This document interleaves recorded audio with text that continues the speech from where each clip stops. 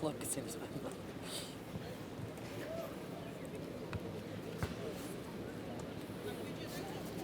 Dışarıdan başlayalım.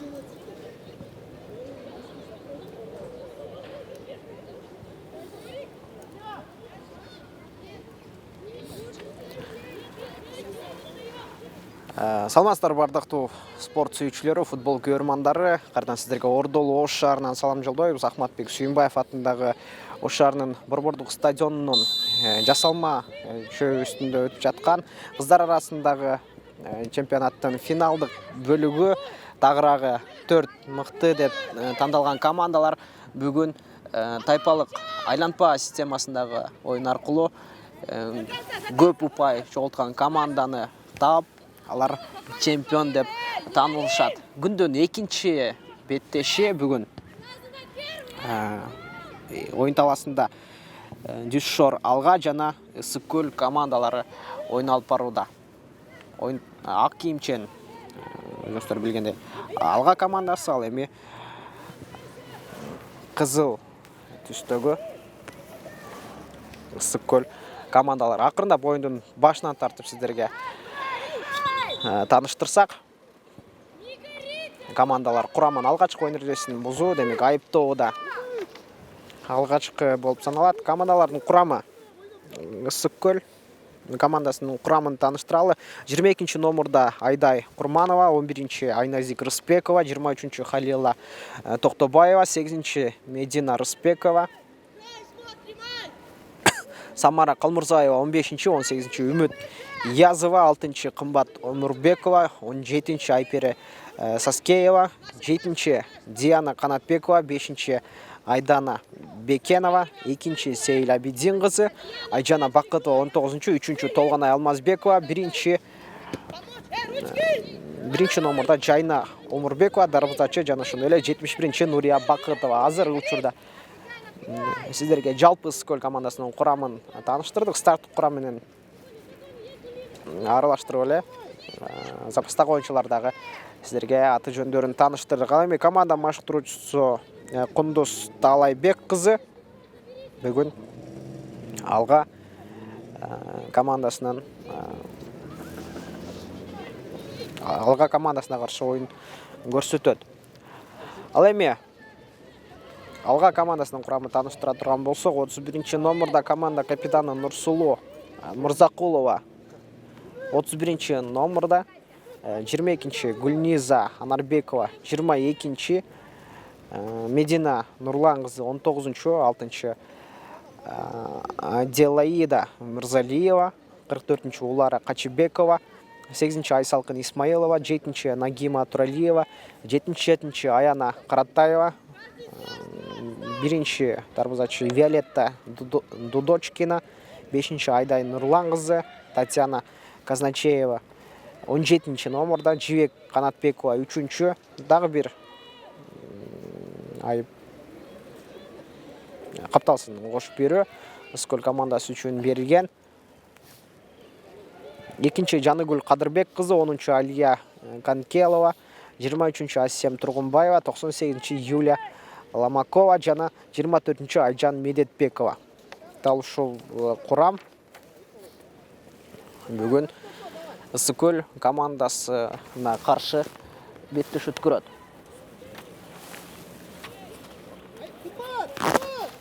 Ал эми күндүн биринчи беттеш болуп, муктуу киргизип берүү жана эсеп сандары ачылды.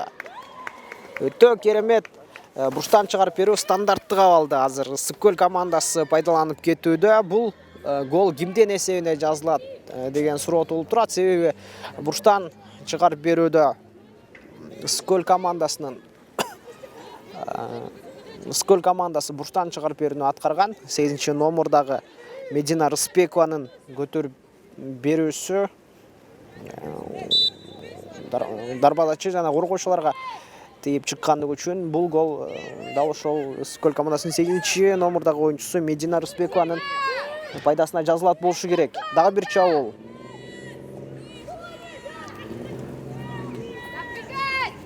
Кайрадан Рыспекова топ менен. Точун күрөш, артка көздөй кайтаруу бар. Борборго таштап берүү дагы эмес. Сол канатка топтун багытын буруу аракет этелекке каршы өз максатына жеткен жок. Бирок ошентсе да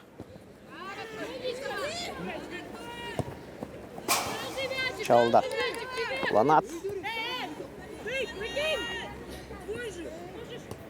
Сол каптал. Рыспекова 2-чи кабатта топ үчүн күрөш уланууда. Кандай чоң тирешүүдөгү оюн. Топ сактап калуу аракеттери аягына чейин болгон. Жана бул топту Алга командасы капталдан кошууда өздөрүнө иштешүүдө. Жаман эмес.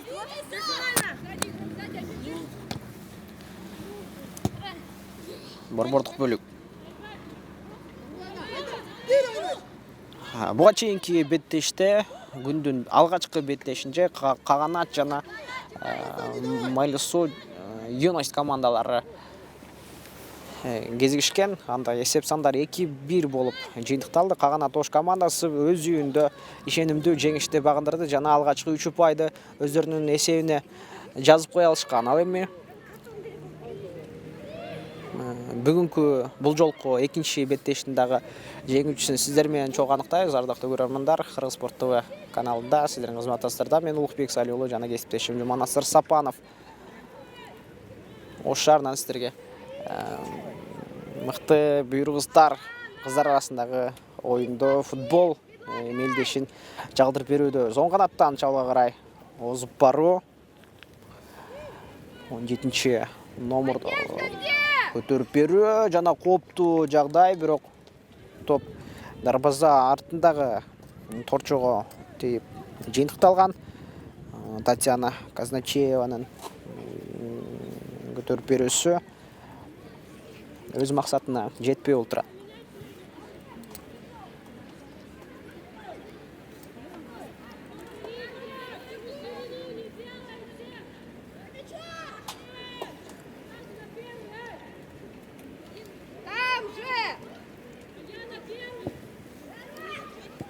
Екінші қабатта. Топ үшін күреш. Бүгінгі негізілі бұл жолғы турнирден фавориті деп ушул ак кийимдеги Алга командасы саналат. Анткени 7 команданын арасында эң көп упай чогултуп, өтө чоң айырмачылыкта атаандаштарынан алдыга чыгып кеткен жана бул бөлүккө чейин алгачкылардан болуп жолдомо алган. Бирок бүгүнкү финалдык этап айланпа системасында болгондугу үчүн буга чейинки топтогон упайлар эсепке алынбайт. Эгерде дал ушул 4 команданын ортосунда өткөн беттеште 3 команданы тең ишенимдүү багындырса, дал ошол команда жеңүүчү деп табылат. Бир гана барын жеңсе эмес, көбүрөөк упай чогулткан команда турнирде күчтүүлүгүн көрсөтсө, улуттук кыздар арасында улуттук лиганын чемпиондору деп аныкталмакчы. Татьяна Казначеева оңго мыкты киргизип берүү чалууланат. Оң капталга өтө ылдам пас болгондугу үчүн бул топту кууп жетүү мүмкүн болгон жок. Дарбыздан баштоо демек. Скөл командасында.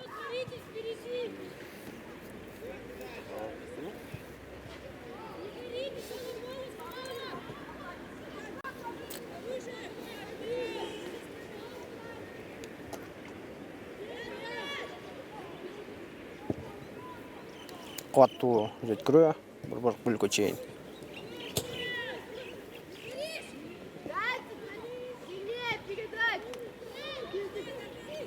Оң канаттан кесип берүү.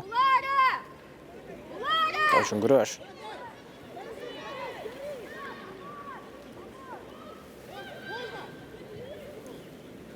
Экинчи каттан кайрадан топ борборлук бөлүктө. Борборлук бөлүктө өтө бир чоң ажиотаж.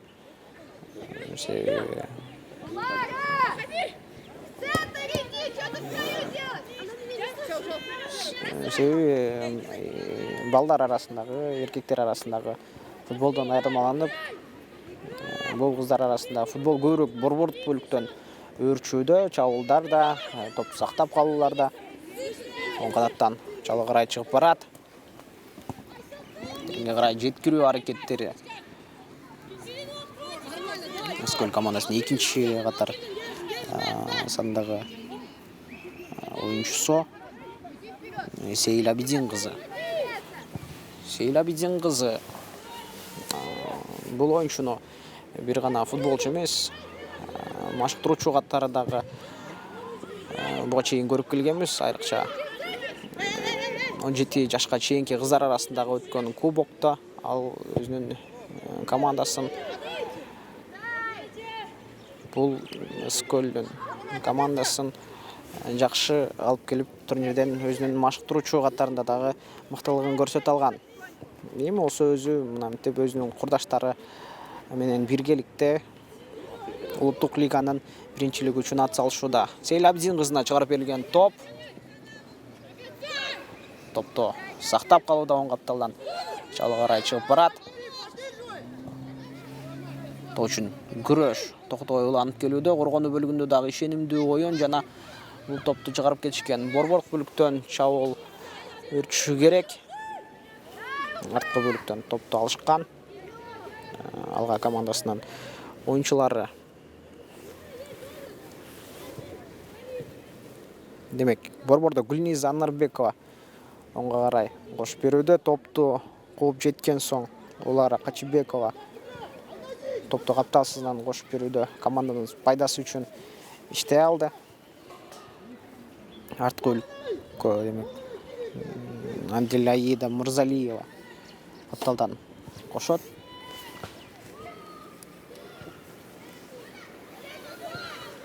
Рыспекова учурдагы жалгыз голдун автору. Канатта бар өнөктөштөр, бирок топтун багытын солго карай бурган. Рыспековага узатылган пас так эмес.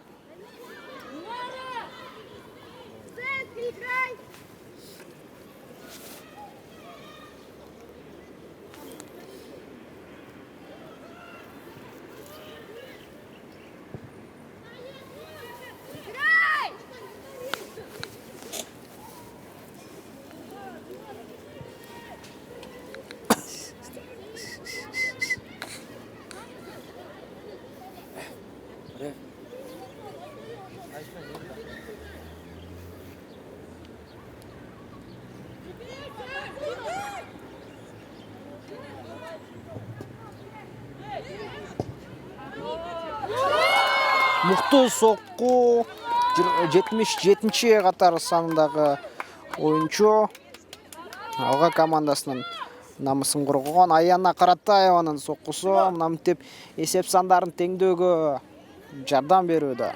Мындан арыда ойын өте қорчу өт себебі есеп сандары тең. Алғашқы алмаштыруыны Скөл командасы жасайды. 23-ші номердағы Халила Тоқтабаева ойын таласына түшуге дәрдам тұрған шағы бирок кимдин ордуна.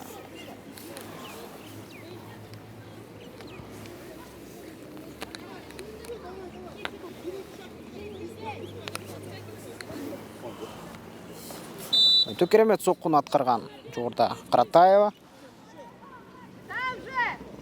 Жоқ, гол анчейинделе көпкө узаган жоқ.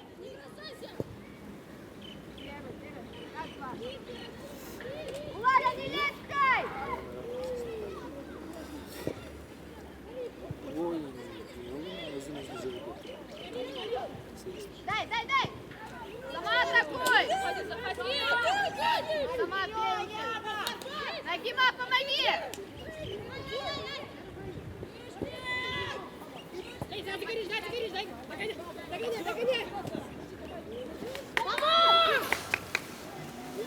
Кардан чалды Скөл. Соққы жолдығы өте ыңғайлы, бирок Толғадай Алмазбекованың бұл жолқы соққысы анчейинделе қуатты болған жоқ, андықтан Алқанның дарбызаншысы Виолетта Дудочкинаға ешқандай ыңғайсыздық тудырбады.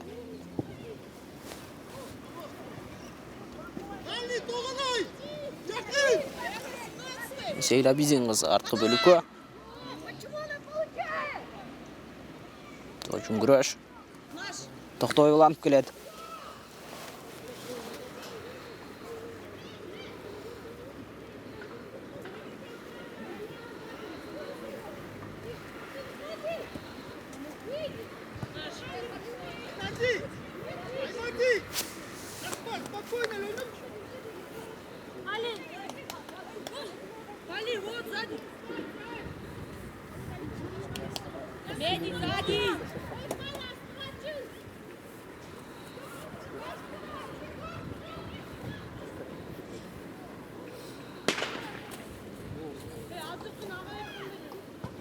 En kısa normal yani.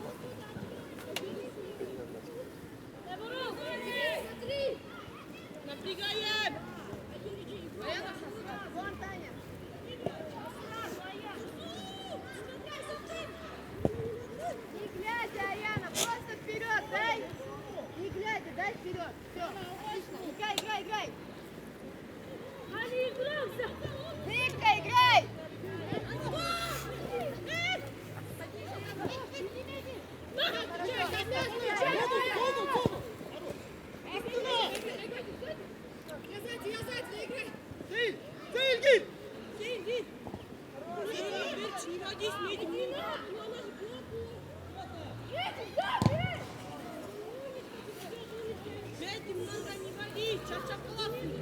Şunu da tatlı.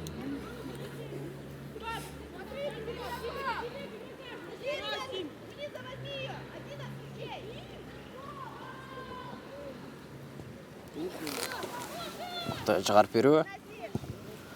Борбордық бөлікке қарай жүктеп беру атқарылған. Чауылдар қайрадан өрчүйді. Ойында апсайт авалы.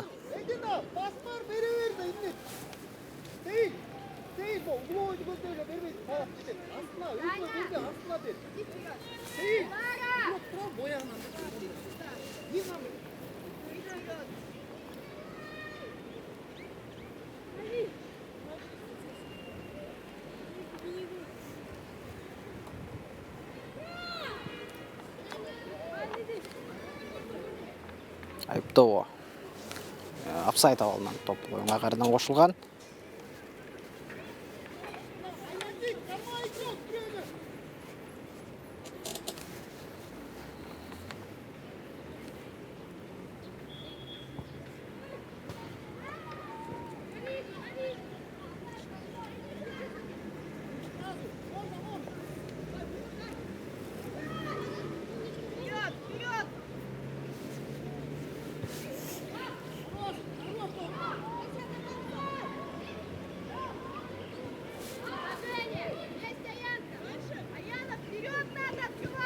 Алдын көздөө узатуу.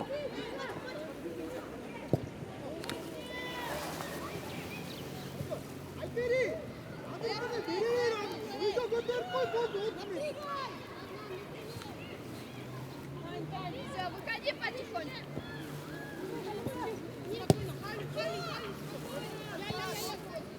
Тоочун күрөш.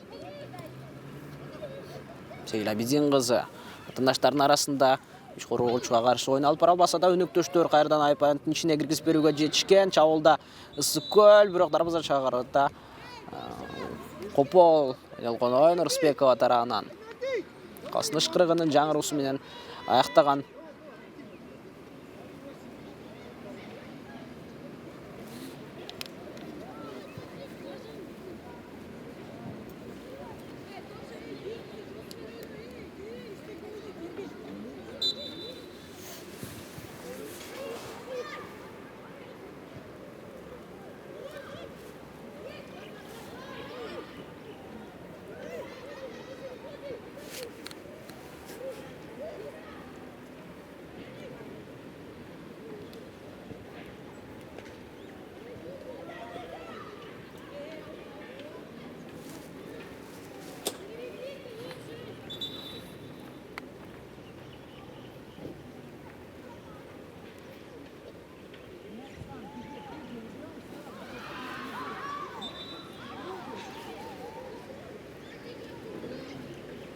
Капталдан кошуу.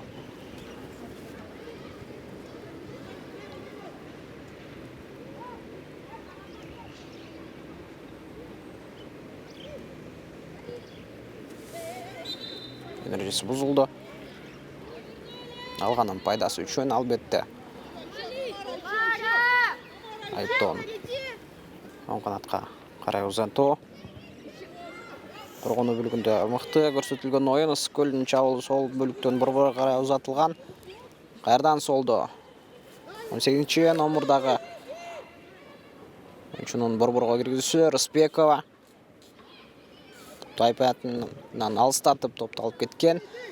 Дагы да болсо мүмкүнчүлүк бар. Офсайд абалы болду деп күткөн окшойт. Себеби солантан жалга чыгуу. Топ капталсызын кесип өттү. Ооба. Алга командасы топты капталдан кошот. Наш. Получил. Наш. Эй, давай, игроков! Чыгат. Дальше. Артты көздөй узатуу.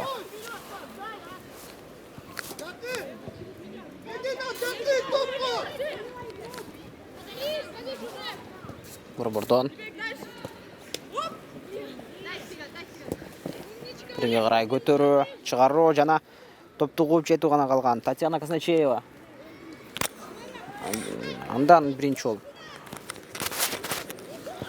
Ысык-көлдүн коргоочулары топко биринчи болуп жеткен эле. Топчун күрөш.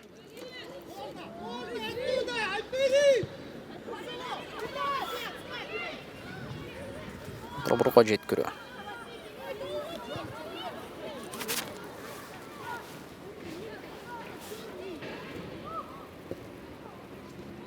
Экинчи катта.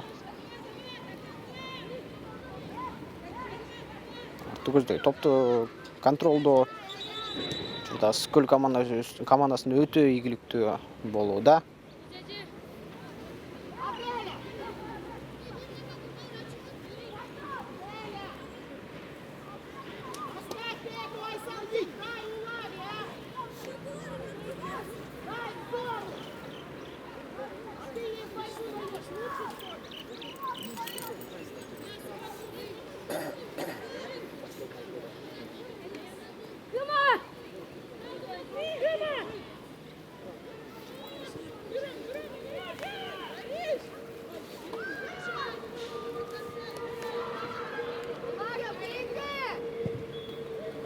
Тереңге карай жеткирүү.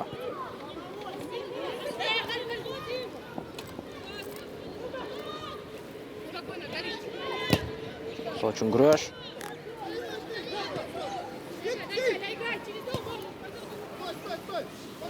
Дарбазачы менен ойногондон туура көрүшкөн алга командасынын оюнчулары. Катачылык, бирок Рысбеков кайрадан чабуулда, бирок топту өзүнөн алыс качырган. Андыктан коргоочулар тезден гана коргонуу бөлүгүнө жетишип келишүүдө. Андан топту тартып алышкан жана өздөрүнүн чабуулун жандандырууга кызыктар.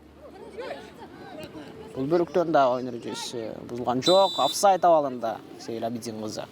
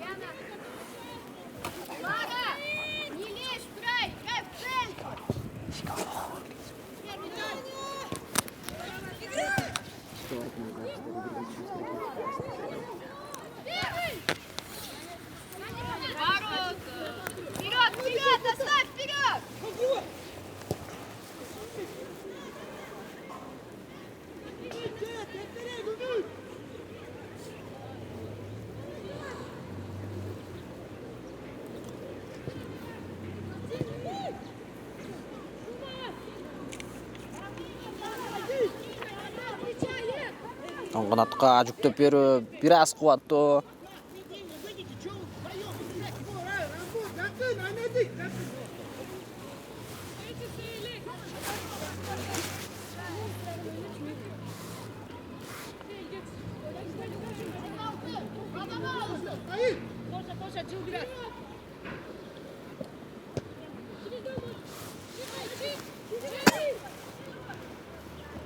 Сол канат.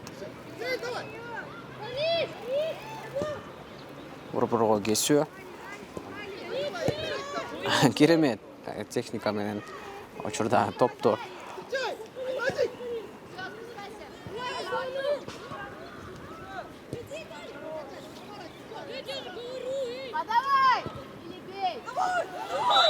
чабуулда, бирок офсайд абалы.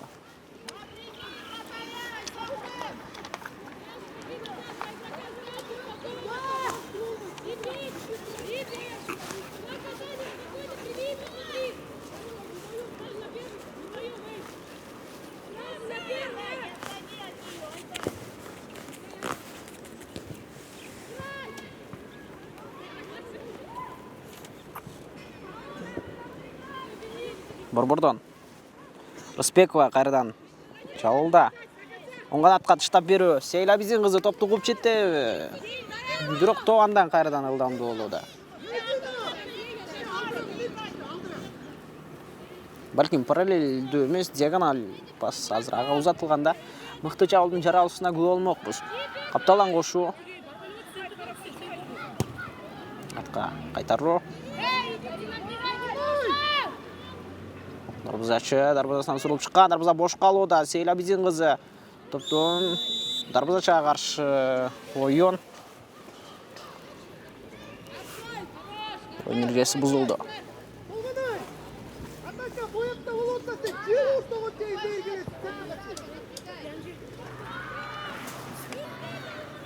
Тан дарбазадан баштоо бар.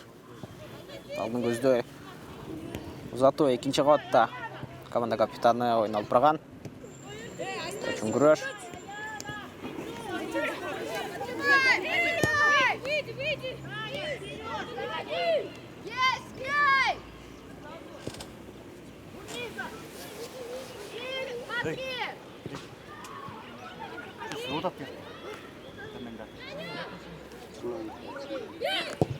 Оскаралыктан дагы бир керемет узатуу. Буга чейин да ушундай аралыктан эсеп сандарын өзгөртүүгө жетишкен эле Аяна Каратаева.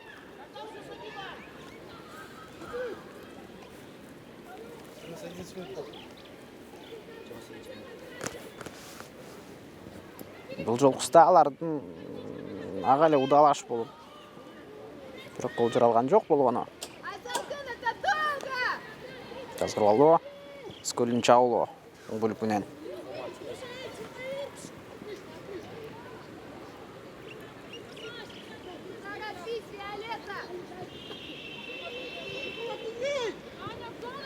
Борбор Полко.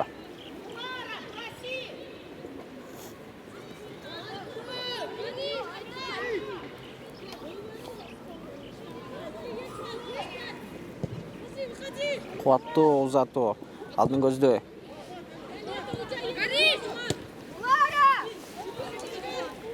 Керемет өткөрүп берүү. Офсайд абалы жоқ. Демек чабылды алға командасы қарадан топты өткөрүп жіберген. Өнүктөштөрдүн соққы жолдосуна ыңгайлуу шарт түзүп берүү үчүн дарбазага багытталган соққы. Дарбазачы бул топту кол менен ишенимдүү кармап сактап калууда.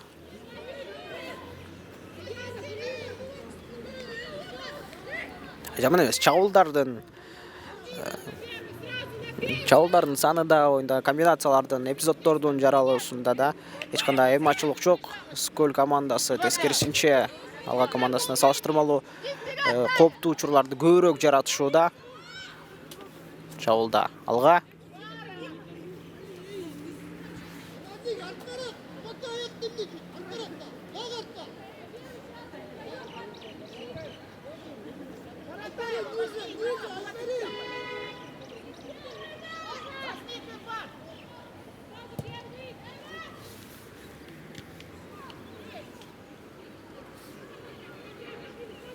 Гынат.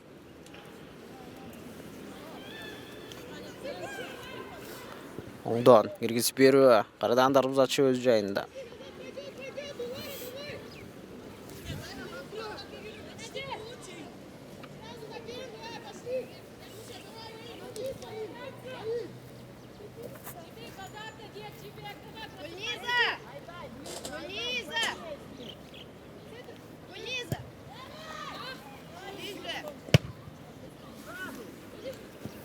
Очень грош.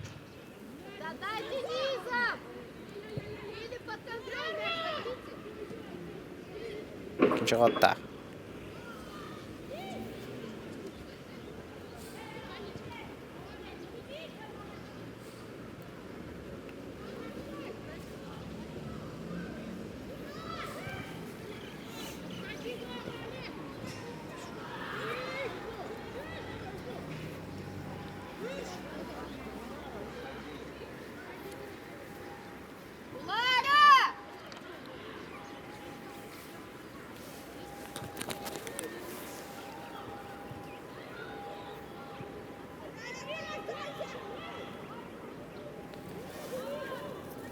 Oyun talasının burçunda oyun katуу күрөш жүрүп жаткан кезде мыкты жазгырып алуу жана өнүктөшкө берүү офсайд абалы бул иретте жок. Оюнду улантуу мүмкүн, бирок коргоочуларга топту тарттырып жиберген болчу. Контр чабуул жарата алабы? Борборго карай кесип берүү так. Каратаева оң бөлүккө. Таныштардын арасына кирип барат.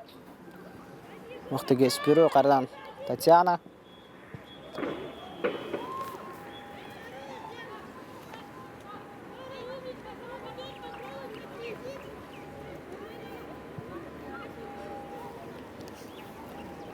Татьяна Казначееванын дагы бир дарбазач менен бирге бир чыгуусун коргоочулар каршылык көрсөтүп, ага ыңгайсыздык жаратуу менен кайтарышууда.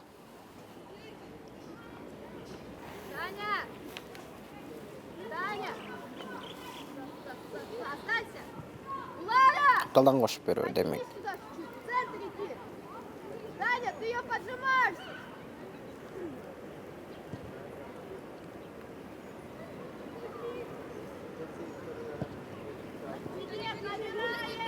Казначеева.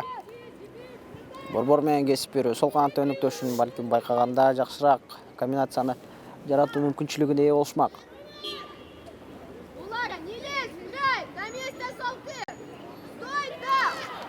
Эгерде футболдо ар бир эле эпизоддор идеалдуу жарала берсе, болбойт болуш керек. Мындай катачылыктардын да болуп турганы көнүмүш, нормалдуу эле көрүнүш.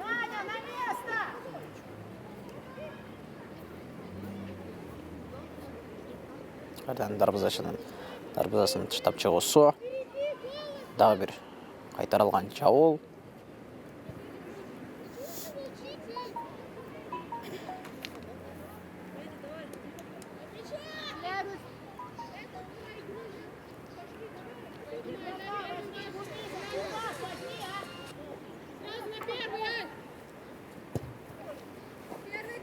Алдын көзден жүктеп беру.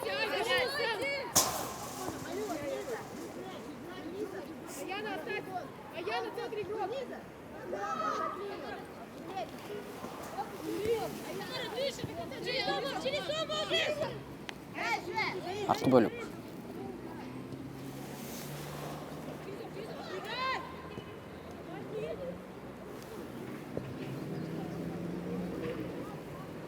Нұрсұлу Мырзақұлова топ менен таңдаштардың арасында аяғына шейін күреш жүргізіп, топты өніктөштірге алып беруіне қалаған елі.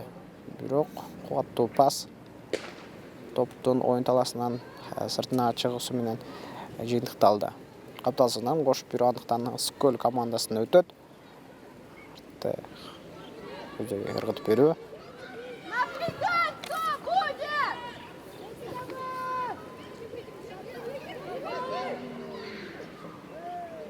Дарбазачы болгон дагы бир кагылышуу. Виолетта Дудочкина менен Рыспекованын болгон кагылышуусу.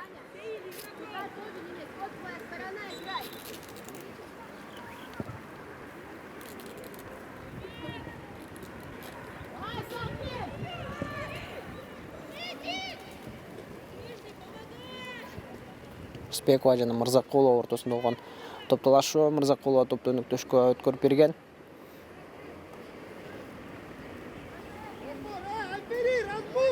Биринчи бөлүктүн алгачкы минуттарына салыштырмалуу эмнегедир чабуулдар акырындап солгундап бараткандай.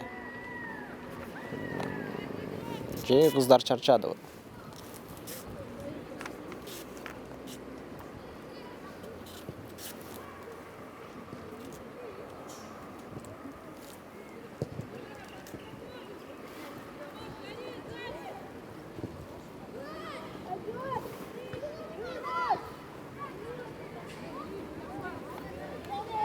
Капталдан кошу. Ушарында аварай анчейин деле футбол ойной тургандай жагдай болбой турат. Себеби күн аягындай салкын жана шамал болгону ойлонуштуу. Кечээ гана ушарында жаган ойлонуштуу. Бүгүн андай суук аварайы болуп турат. Анык балким ошону үчүнбү негедир oyun tempi biraz solgundап бараткандай, бирок суук болгондугуна байланыштуу тескерисинче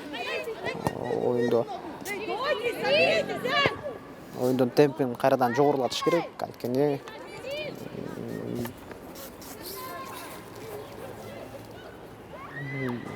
кызып турган денеге мындай кайрадан шамалдатып коюу футболчуларга кереги жок.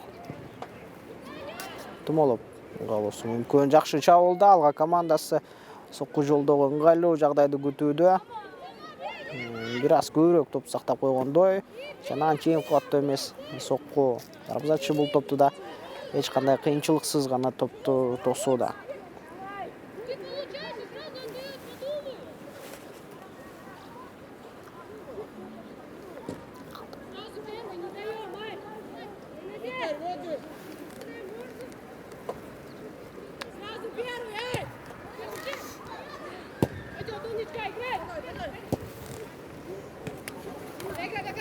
Сейлебизин кызы. Таңдаштан өткөн жана Медина Рысбековага топту калтырууда. Рысбекова аскаралыктан сокко тамай эмес.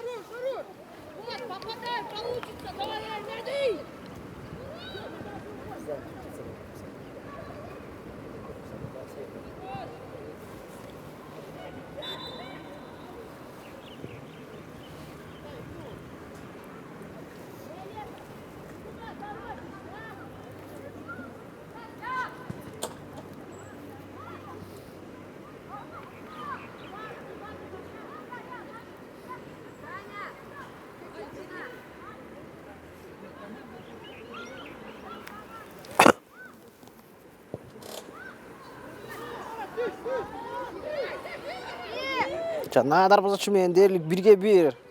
Мындай жагдайда да тилекке каршы эсеп сандарын өзгөртүүнү колдон чыгарышууда. Алга командасынын оюнчулары бул соккуну аткарган Улара Качыбекова болгон болчу, бирок анын соккусу Скөл командасынын дарбазасынан өткөн жок. Балким анын үстүнөн ашырып ойуну каалаган.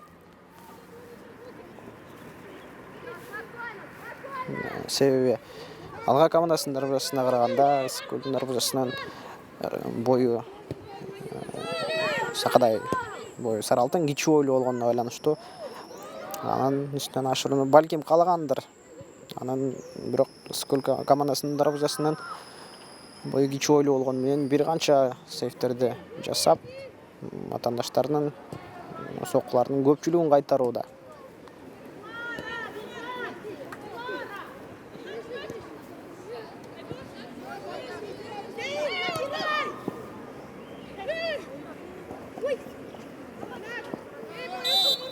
Oyun erежеси buzuldu.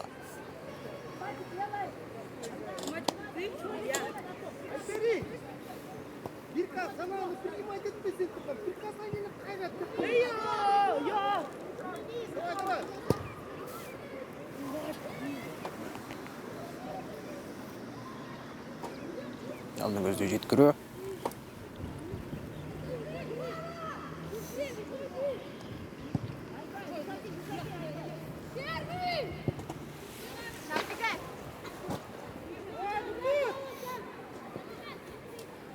Канат. Качыбекова.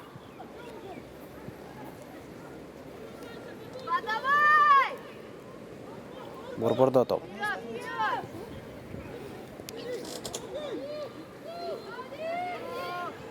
Татьяна Казначеева да ыңгайлуу шарт бар болчу. Дина Рыспекова чабуулга чыгып барат, атаандаштан озу өтүүгө тилекке каршы жетишкен жок. Анткени Дадучкина дарбазасынан сурулуп чыгууга биринчи топту тээп жиберген.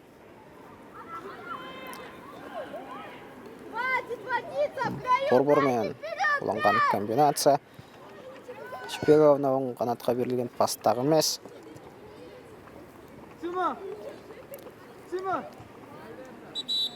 Биринчи бөлүктө оюнчулардын алмашуусу жүрөт. 19 номурдагы Алга командасынын оюнчусу Медина Нурлан кызы демек өнөктөшүнүн ордуна оюн таласында. 6 номурдагы адашпасам.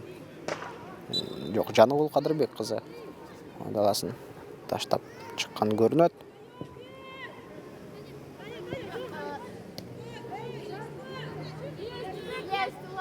Жок, Айсалкын Исмаилова өз ордун бошотуп берген Нурлан кызына.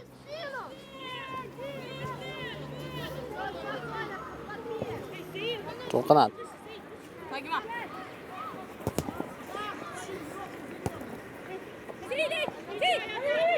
Сейлебидин кызы арткы бөлүккө. Борборго кесип берүү бир аз кооттуу.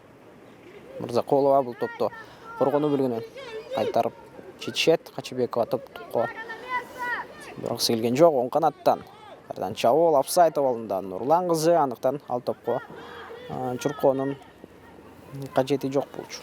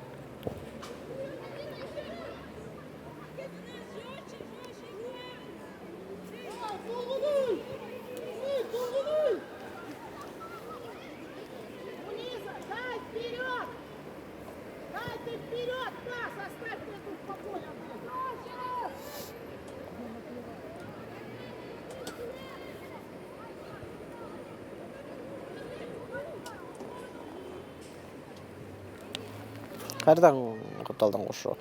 Скөл командасында қалады. Тереңге қарай көтеріп беру. Мырзақұлова бұл топқа бірінші болып жетіп баруда. Медина Рысқұлова деген топ. Жауланады алға командасында. Кесіп беру. Жана Құттал сызығына сыртқарға шығарып жіберілген топ.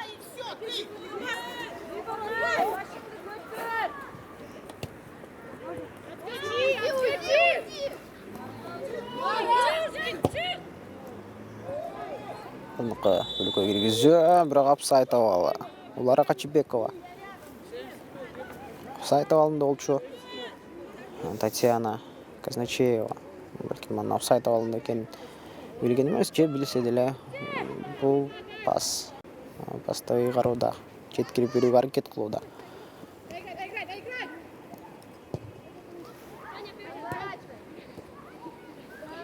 Чеева.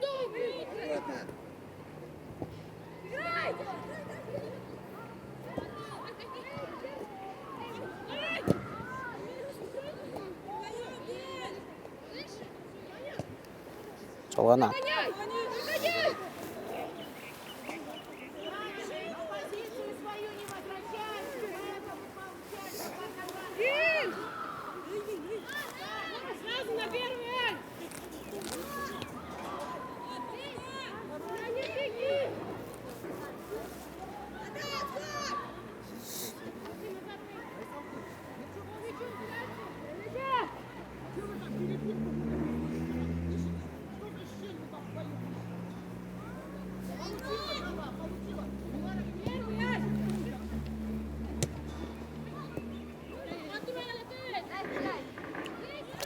Берілген пас.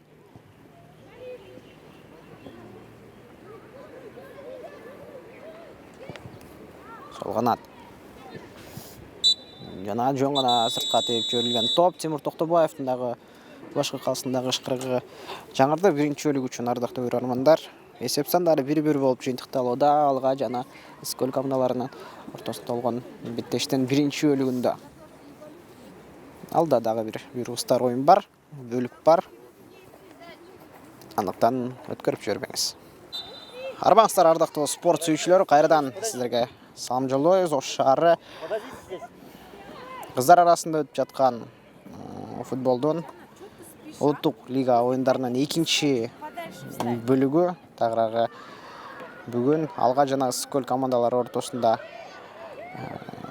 тірешу, қызу кечуді. Есеп сандары 1-1. Жолға ойын башталышынан ғана тезінен чауылға кетішкен алға командасы алғашқы чауылын жаратуға жақындап барған. Сол Қаптал. Замену можно.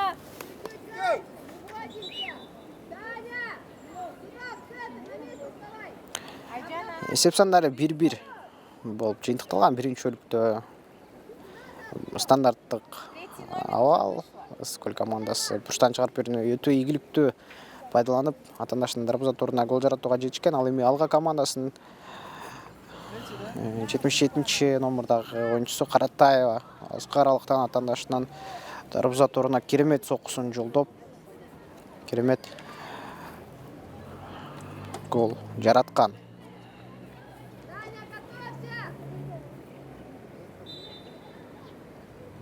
Қошу, Қаратаева. Точно күреш. Ой дәрежесі бұзылды. Қаратаева атандаш қылған қауіпті ойыны үшін қастан ескерту алады. Бірақ бұл жолғы ескерту Сарайып қағазымен ұшталған жоқ. Ойын таласында осы Скөлдің ойыншылар қолап жатқан кезде дәрігерден жардамына мұқтаж.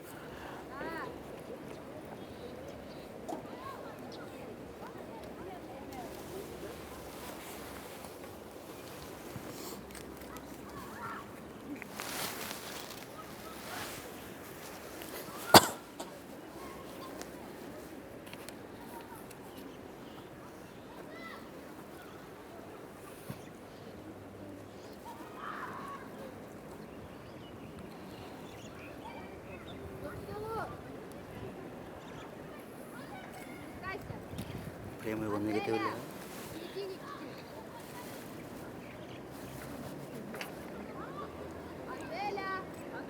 Экинчи бөлүктө ардактуу көрөрмандар, командалар курамын сиздерге тааныштырып өтөлү. Алга командасынын курамында Нурсулуу Мырзакулова капитан, 31 номерда, 22 Гүлниза Анарбекова, 19 Медина Нурлан кызы, 6 Аделаида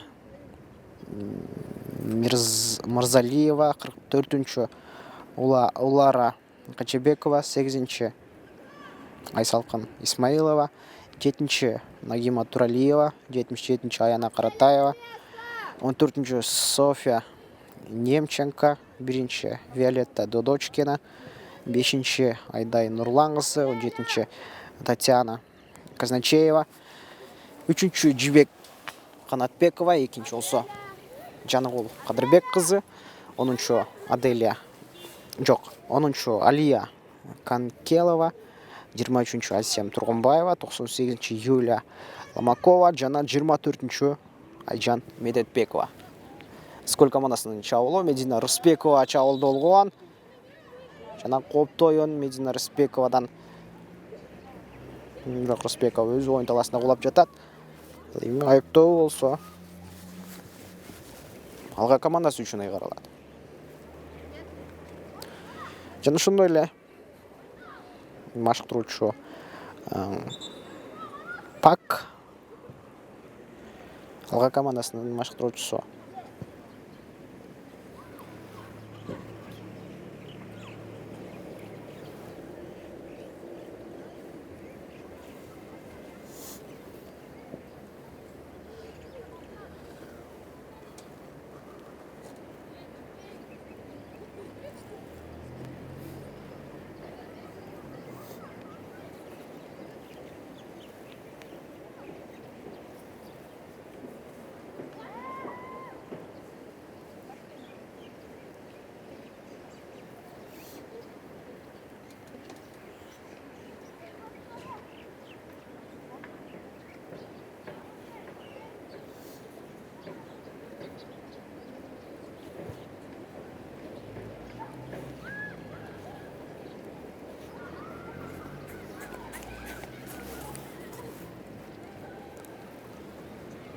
Медина Рыспекова дарыгердин көмөгүн талаасынын сыртынан урат. Ал эми сиздерге дал ушул Скөл командасынын курамында тааныштыралы.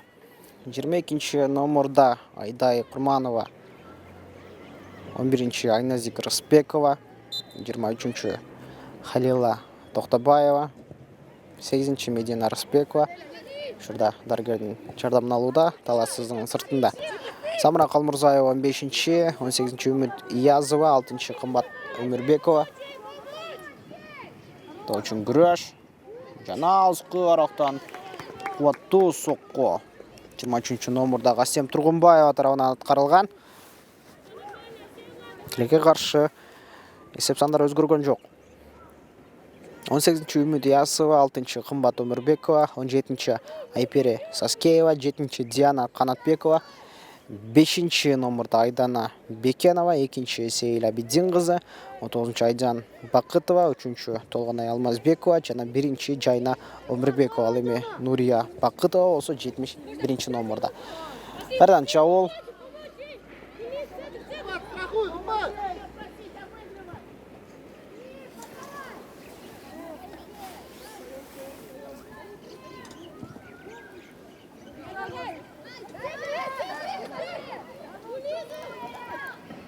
Арткы бөлкө.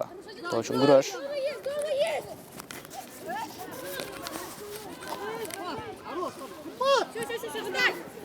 Я же прошу, я в центре, одна осталась. Капталдан кошуу.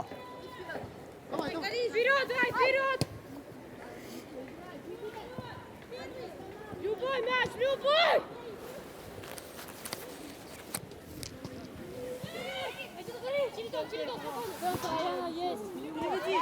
Есть! Айдана, поживи! Самачил.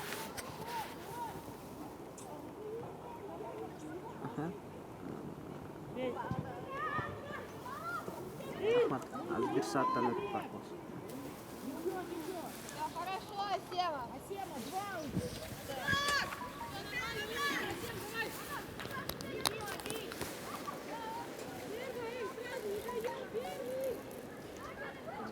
2. Дарбыздан башто.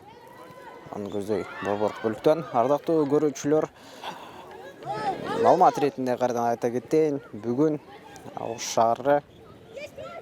шаарында Ахматбек Сүйүнбаев атындагы Ош шаарынын борбордук стадионунун жасалма газону үстүндө өтүп жаткан кыздар арасындагы улуттук лиганын финалдык этабы.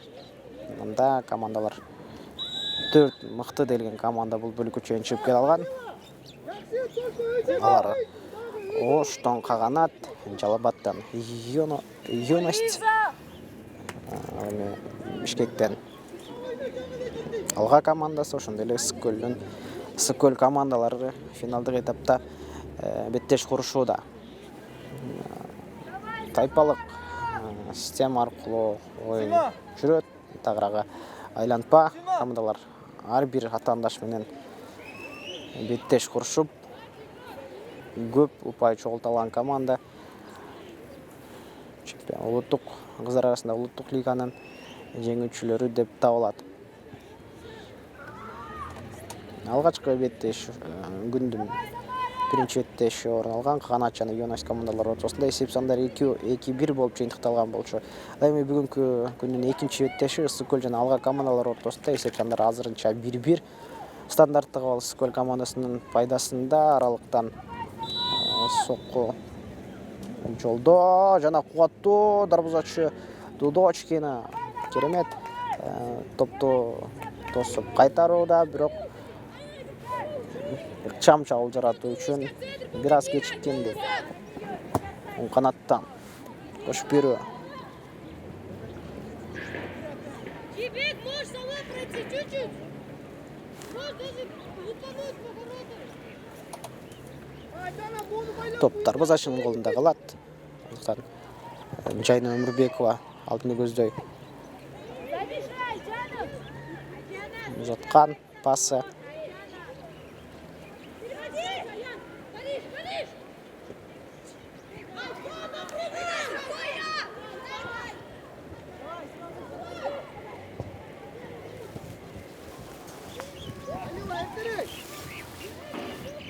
Айдана кийин артка. Арткара. О жактан бар. Айдана игрок ал отур.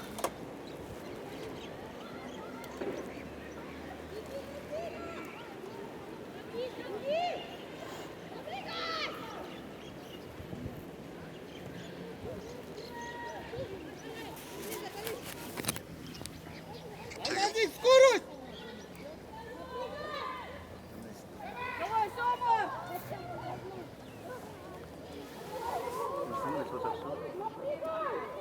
Агай анан жаштарга деп.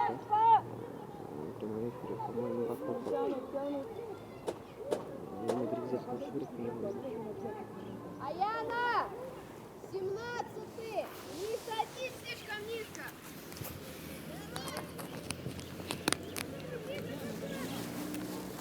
Нурлан кызына карата ойночусу бузулган. Нурлан кызы Бузакулова оң бөлүккө тезинен керемет пасты жеткирүүдө.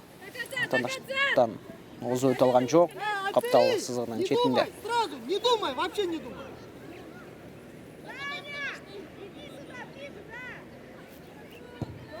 Дома паса. Каптал борбордук бөлүк. Очень күрөш. Кайрадан борборго узатуу. Каратаева атаандаштын арасына кирип барган, бирок топту бизден качырып алган. Бирок ошентсе да топту кайрадан кууп жетип өнөктөшкө оң канаттан жабууланат. Атаандашка оңойчулук менен гана топту тарттырып жиберүүдө учурда Алга командасынын оюнчулары. Отлично, молодец.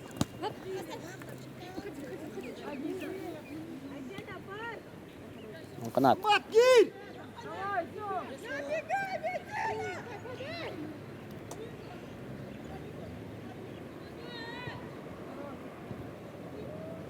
Разбор! Айнадик, разбор! сол канат. Артты көзде берүү зарыл болчу. Кечиккен. Капталдан кошу.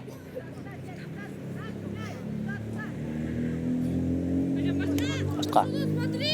Мырзакулованын топтун багытын сол бөлүккө карай бурганы керекке жараган жок. Бирок ошентсе Нурлан кызы топко аягына чейин жетишип барууда.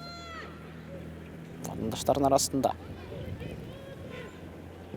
Коргоочуларга тийип, коргоочулардын тагыраагы чыгарып жиберген тобу топ талаасынын сыртына өткөн болчу.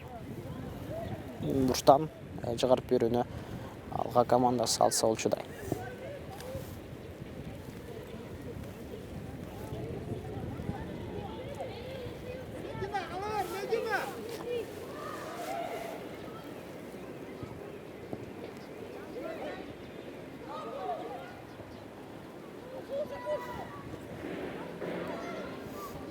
Давай, Метик! Хорош.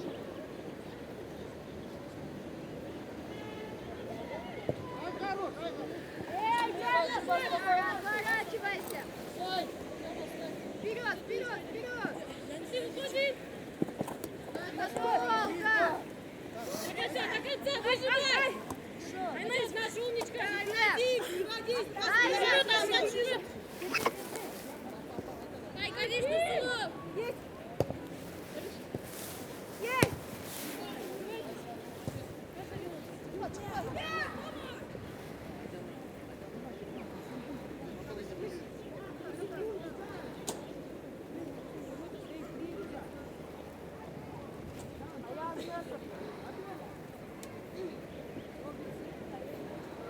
Далеко не уходим, по игрокам сядь! Молодец! Пойдет умничка!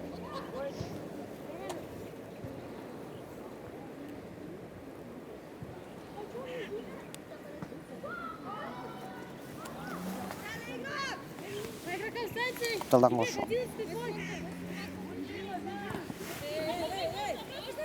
Медина Распекова. До конца! Спокойно, вперед, вперед! Вперед! Жеткилүү Мырзакулова. Өзү жалгыз кирип барууда, коргонуу бөлүгүн таштап болсо да. Каратаева атаандашын жазгырып алган сол бөлүктө өнөктөштөр бар. Нурлан кызына узатуу. Качыбекова.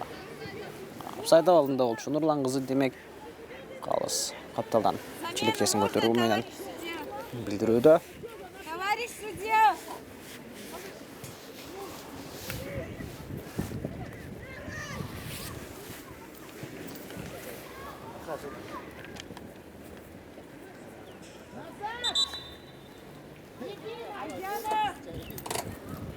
Давай, вверх!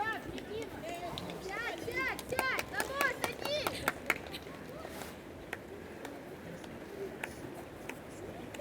По игроку возьмите! Аяна, где твой игрок? Сколько командасынын оюнчуларынын алмашуусу жүрөт. 22-нчи номурдагы футболчу оюн талаасына кирүүдө. Гүлниз Занарбекова болчу бул оюнчу. Жок, кечиресиздер. 22-нчи Айдай Курманова болчу. Чалда алга. До конца доиграй! Назад, помогай! Назад, помогай! Аныктык жетип болду. Каратаева өнөктөшкө артка калтырган. Көтөрүп берүүгө өтө жеч. Анткени 4-5 коргоочунун арасынан ашырып чыгарып жиберүү оңойго турбайт. Нурлан кызы топту жоготкон эле. Сейла Бидин кызы ардан топту тарттырып жиберүүдө. Борбордук бөлүк. Дагы эмес пас. Канат. Топту кабыл алуу, кесип берүү дагы эмес. Оң бөлүккө. Көтөрүү жана дарбаза устуна, дарбазага аябай жакынкы бөлүктөн. соққы жана кооптуу абалдардын бири кезектеги.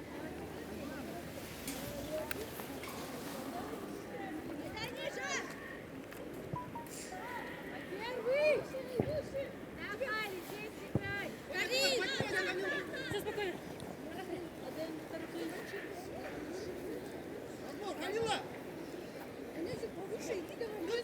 Пойди!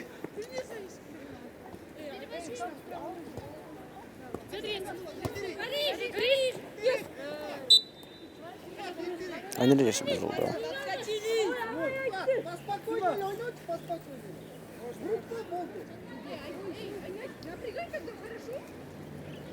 31 номер по сигналу, хорошо? Замена идет. Попроси отойти. Отойдет. Заходи, 11-й. Таня, 11-й. Мырзакулова команда капитаны айыптауын алуға 11-й не дәрден тұрған кезде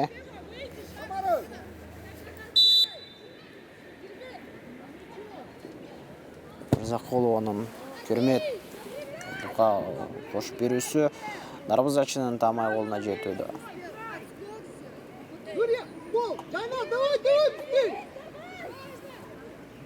Жайна Омурбекова алдыңғы көріктен үміттөштөрүн издеп тапкан. Сол канат.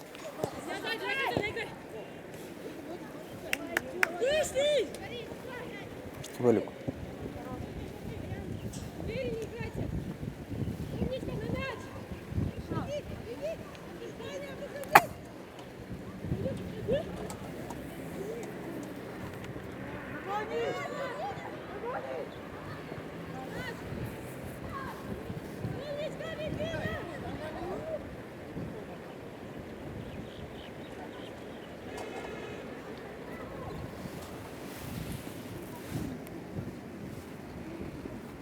Штан чыгарып берүү орун алат.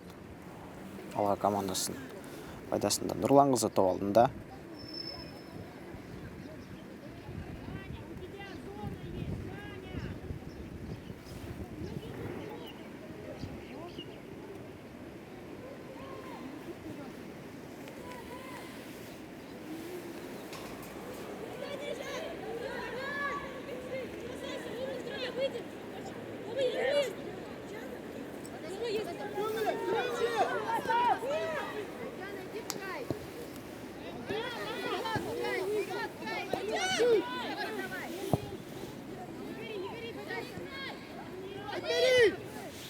Он канатка мыкты киргизип берүү бар.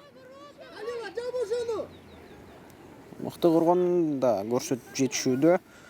Скул командасынын оюнчулары айрыкча ушул 18 номерда оюн көрсөткөн Үмүт Ильясова.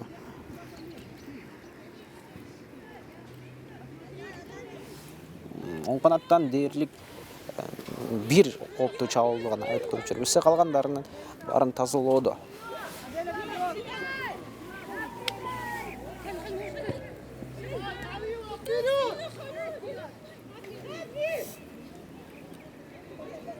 Сол канат борбордук бөлүккө сол канатка карай топ Татьяна Казачеева топто баштап жүргөн. Мырзакулова Медина Арбековага топту өткөрүп берген жок, тарттырып жүргөн жок. Каратаева да топ. Жана мыкты кесип берүү Сейлабидин кызына түшкөн. Рыспековага мыкты пас. Рыспекова тандаштардын арасынан алыс качып, өзүнө топту ыңгайлаштырганга чейин эки коргоочу тезинен коргонуу бөлүгүнө жетип келип, андан топту алып алышкан, тартып алышкан.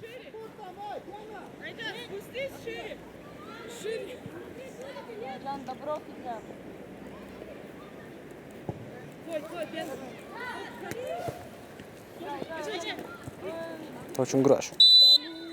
Энергиясы бузулду. Вперед мячом! Вперед мячом!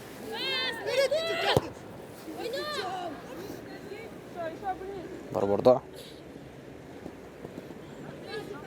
Энергиясы бузулган жок, улантуу мүмкүн. Тезинен чабуулга чыгуу зарыл. Медина Рыспекова солго тилеге каршы кубаттуу, өтө эле кубаттуу пас.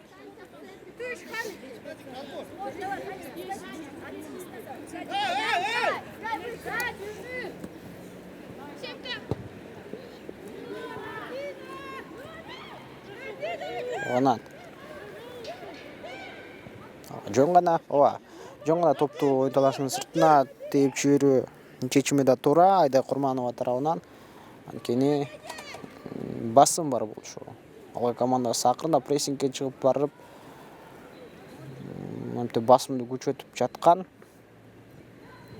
Антан өнөктөштөр келгенге чейин топту ой талашынын сыртына чыгарып жибергендиги азыр жок дегенде. Дагы бир чабуулда алга командасы жана дарбаза устуна тийип чыккан топ. Тилекке каршы эсеп сандары өзгөрбөй турат. Эмне деген соккуну аткарган? Жогоруда 23 номердагы алга командасынын оюнчусу Асем Тургунбаева тарабынан аткарылган сокку дарбаза устуна тиги менен жыйынтыкталган аягына өкүнүштүү. Эсеп сандары анткени өзгөрбөй турат. Эсеп сандары дагы да болсо 1-1. Командалар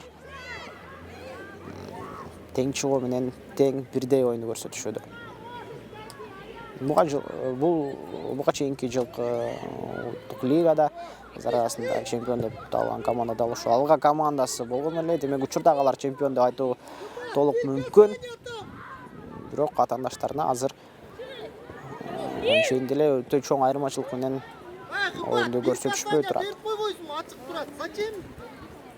Не мучайте друг друга, алло!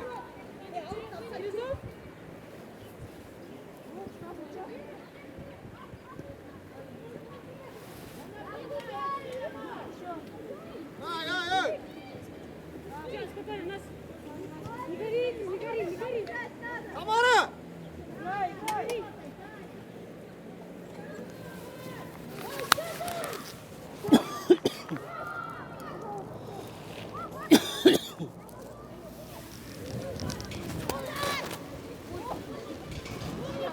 Күрөш, Нурлан кызында топ.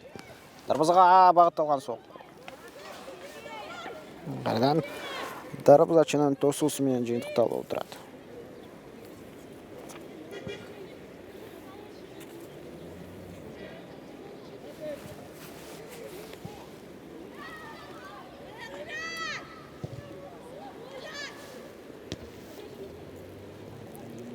Каратаеванын Нурлан кызына узатуусу.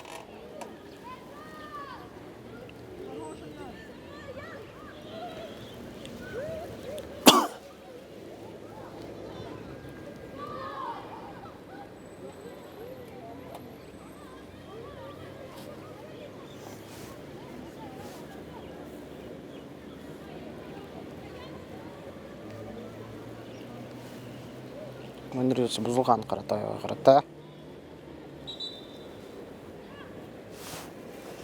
Дарыгер керек. Каратаева учурда алга командасынын эсебине чаралган голдун автору. Успокойся, поспокойнее давай. Самара, гайчи, не бросайся, Самара! Самара! Өзгөчө соккулар менен айырмаланып турат. Албетте. Ал соккусу бүгүн керекке жарады.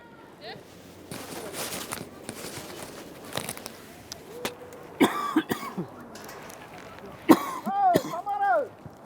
Не бросайся!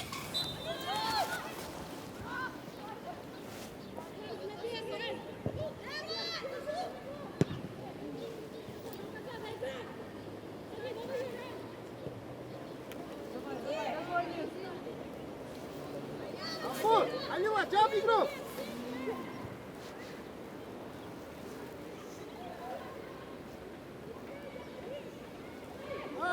Каратаева. Капталсынан кошуп берүүдө эреже сакталбагандыгы үчүн топ каршылаш командага өтөт, дагы Кызкөл командасына өтүүдө.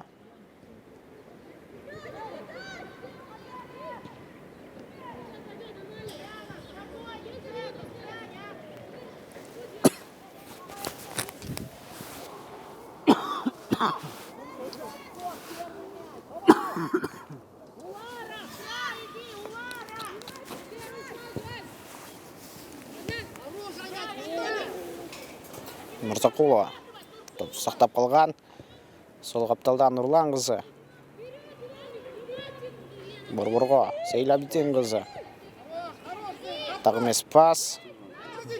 Алардың арасына қарай Чауыл жаралып қалуысы мүмкін. Чолбай алға командасындағы Чауыл игілікті болбай тұрады. Оң қапталдан.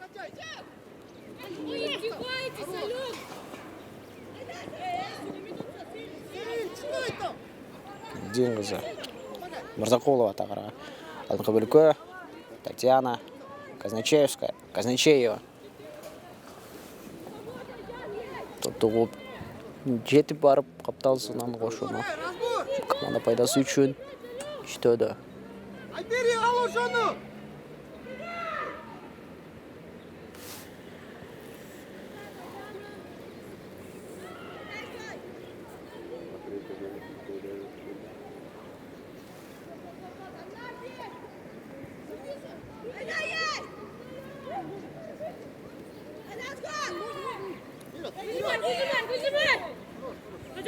Хорош, Сейл, хорош!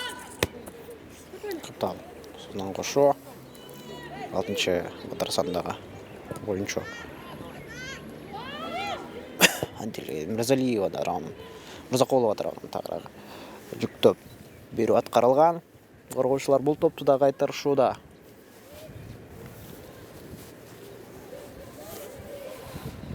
Хорош, Айбери! Хорош! Айбери, играй!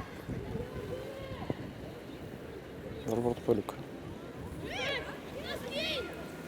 Бросайся, все! Оң қаптал. Алила, не бросайся! Артқа қайтару, алыс қаралықтан дағы бір соққы. Дарбыза үстінен ашу өтіп. Зектегі Чауыл игіліксіз жиынтықталды.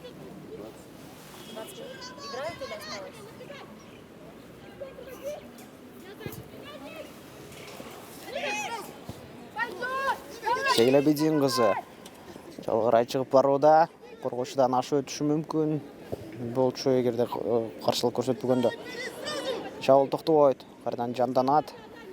Ала командасы үшін бүйрек бұл рет. Борборға Татьяна Казначеева. Сол қапталған Нұрлан қызы. Демек атандашымен, дарбызашымен бірге бер. Дарбызға бағытталған соққы. Қардан мықты сейф. Умурбекова тарауынан Жайна Умурбекова. Керемет бұл соққыны тосып қайтаруда. Емде деген ғана мүмкіншілік бар болчу. Есеп сандарын өзгөртүү үшін тілекке қаршы бұл мүмкіншілікті жоққа шығарып отырышат ала командасының ойыншылары.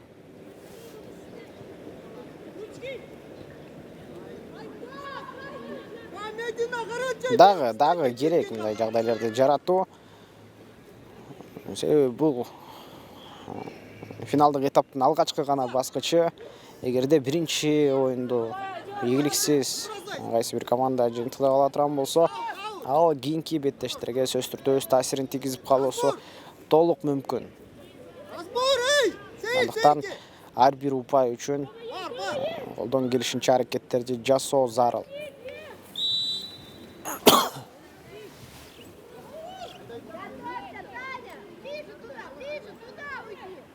Қаптадан қошу.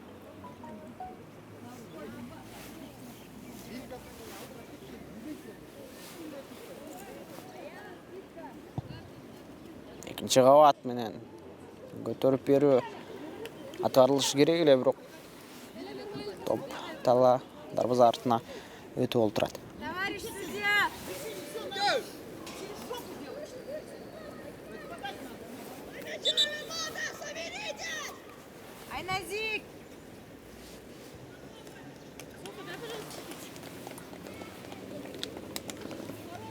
Скөл командасына дағы беріледі.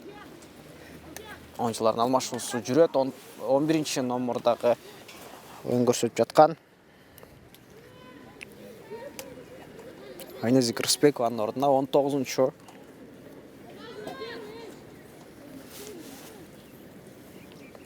Айжана Бақытова ойдаласында.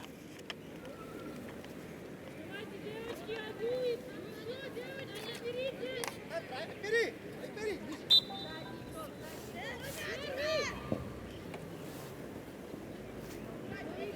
Медина Рысбекова.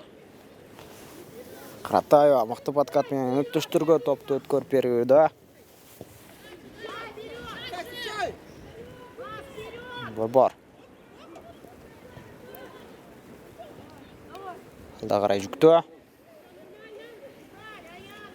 Жайна Омырбекованың қолына түшкен топ. Поднимайся, Эртерек!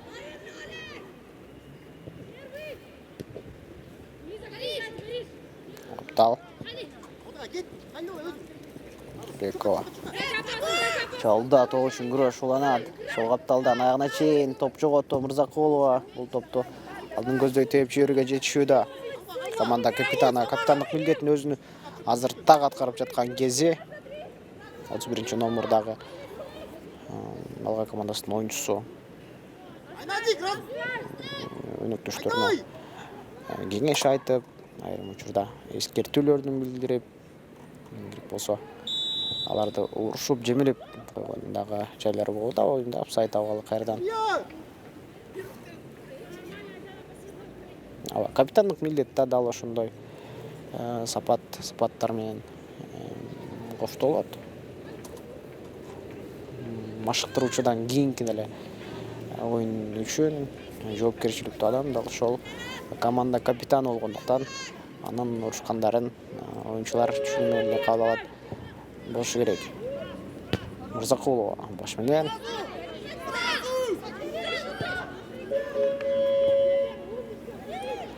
Нурлан кызы борбор кесип берүү Татьяна Казначеева сол бөлүк. Нурлан кызы топту кууп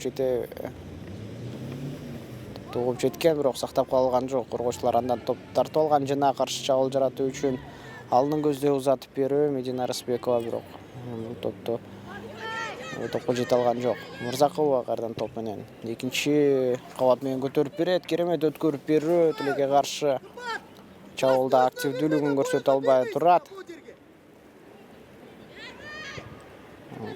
Атандаш чабуучулар Спокойно, спокойно. Тылдан кошуу. Центр игрок, Адяна. Возьми шестерку. Айдян, возьми.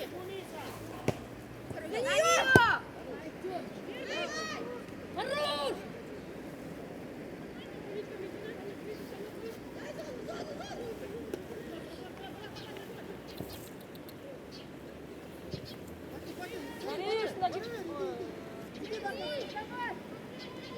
Дарбазачы дарбазасынан алыс эле чыгып, топту колунда сыктап калууда. Сол бөлүк.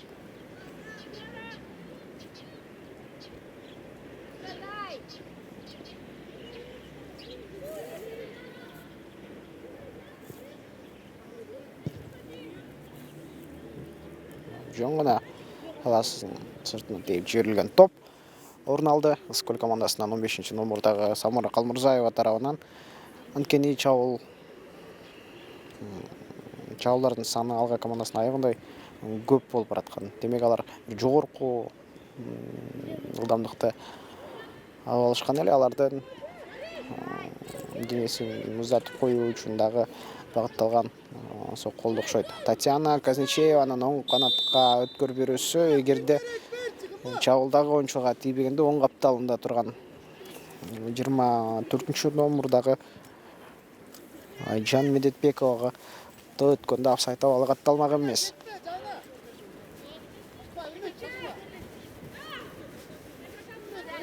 Возьми игрока, Низа.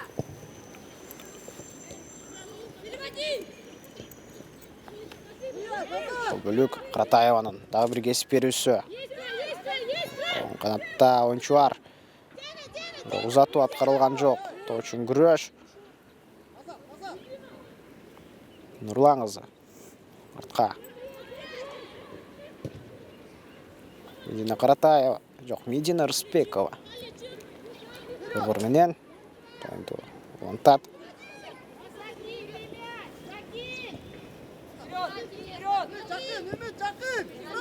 Каптал Медетбекова. Жан Медетбекова оңго өткөрүп бере алды.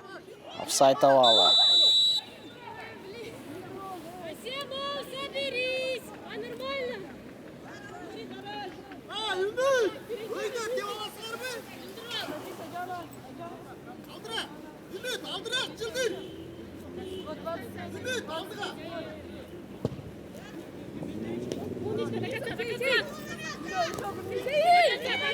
Сейлабидин кызы борбор менен Скөл командасынын чабуулу. Мыкты кошо, кайрадан оюнда апсайт алабыз Скөл командасында.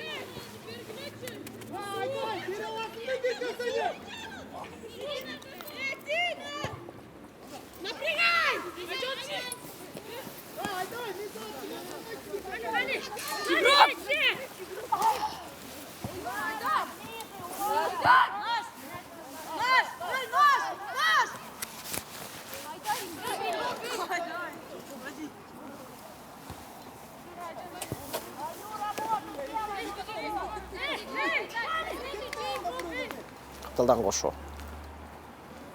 Скөл командасы үчүн Батырган командасынын оюнчулары топтолууда. Жана алдыңкы бөлүккө таштап берүү Татьяна Казначеева топту кууп жетеби. Биринчи болуп бирок атаандаш Скөл командасынын оюнчусу Самара 15-чи катар Самара Калмурзаева топко биринчи болуп жетип барган.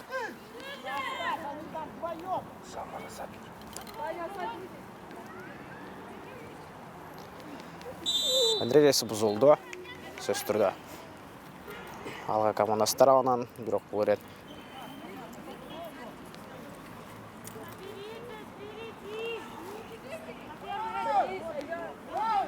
Самара Калмурзаева. Ардактуу көрүүчүлөр, бул оюн талаасында беттешет көрүп жаткан кыздар Кыргызстандын намысын коргогон эл аралык турнирлерде Кыргызстандын атын чыгарган оюнчулар. Дал ушул курак, ушул жаш курактагы оюнчулар ар дайым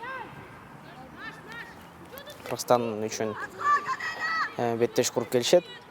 Эң чоң курамдагы дал ушул кыздар болуп саналат. Андыктан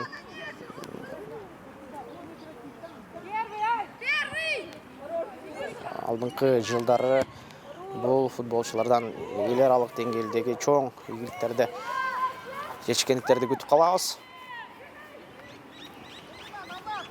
Ташын күрөш сол бөлүктөн чабуул. Оюн эрежеси бузулду. Скөл командасынын дарбазасына дебек айыптоо коюлат.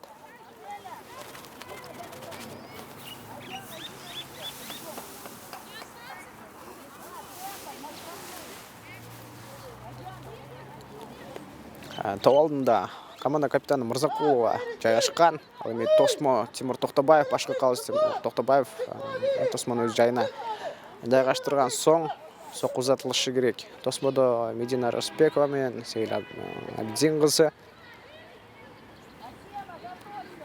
Ал эми бул аралыктан сокку жолдоп эсеп сандарын өзгөртүү мүмкүнчүлүгү азыр алга командасында турган чагы. Мырзакулованын соккусу экинчи кабат менен көтөрүлгөн жана алыскы бурчка карай узатылган. Бирок чабуулда эч кайсы бир чабуулчу өзүнүн ыкчамдуулугун, ылдамдуулугун көрсөтүп, бул топтун багытын дарбазага карай өзгөртүп кое алган жок. Мырзакулованын тепкен соккусу демек алыскы бурчка карай барып жаткан, бирок бир аз гана аралык жетишпей отурат ал үчүн эсеп сандарын өзгөртүүгө. Калмурзаеванын деп жиберүүсү.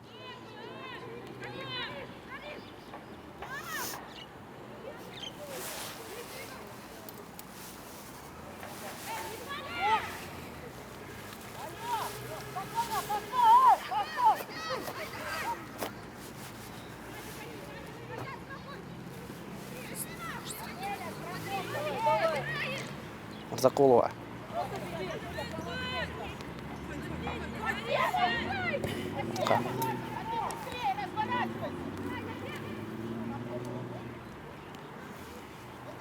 Сол бөлүк. Капталдан кошуу бар. Сейлабидин кызы алдыга карай жүктөп берген. Чабуулда кайрадан Скөлдүн чабуулчулары байкалбай турат.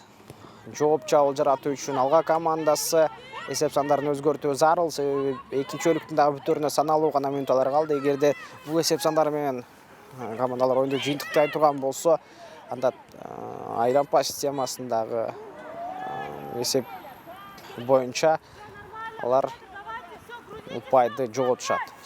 Бірінші өттешті қағанат командасы атандашын 3-1 есебінде жеңіп 3 ұпайды құрындарына сала алышқан. Демек, тең шығу есебі командаларға болғаны бірден ғана ұпайды алып келеді. Ал кейінгі беттештерге тәсірін тегізбей қойбойды.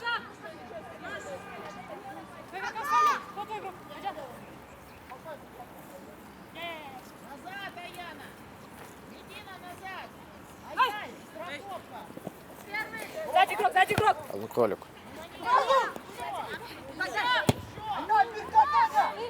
Керемет жеткірі.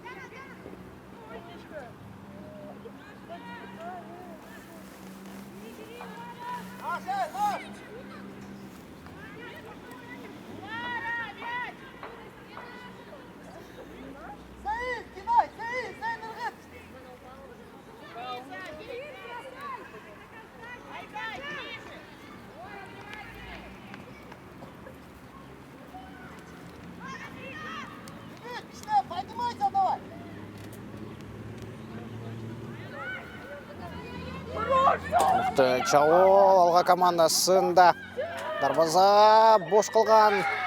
Бірақ есеп сандары қайырдан өзгербей тұрады. Телеке қаршы қандай керемет кирип барын атқарған болчу 23-ші номердағы алға командасының чауылшысы Асем Тұрғынбаева. Азғана омат жетішпей тұрады. Командаларға есеп сандарын теңдегі.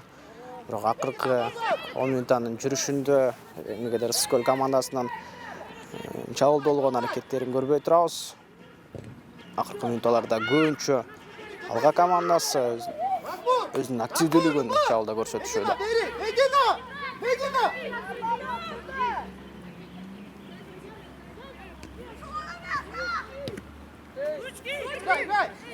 Оланты мүмкін, Медзина Арыспекова чауылға қарай шығып барады.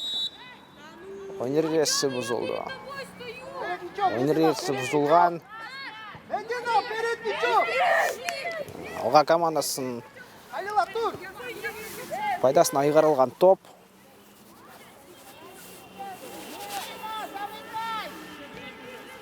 Алдында Мырзақолова. Қайрадан починки эпизодта. Қолту ұшырды. Жараталған болшы. Бұл жол құстағының қатарында олып дөйшінеміз.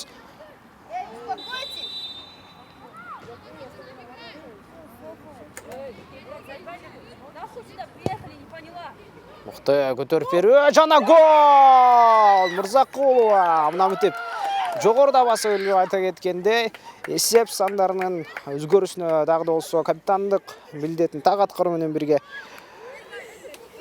есеп сандарының өзгөрісіне себепчі ол олтырады. 31-ші номердағы Нұрсұлы Мырзақолова. Керемет стандарттығы алды пайдаланып кет алған. Демек алға командасы алды да. 2-1. Скөлден жооп қол жаралауы.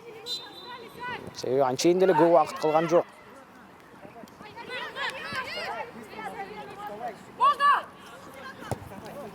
Алдың көзді жүктөп беру. Арда Мырзақолова. Медзина Арыспековаға түшкен топ. Арыспековадан соққа атқарылған. Бірақ дарбаза чыда Дадучкинада. Үчайында ол бұл топты шығарып жетішуді.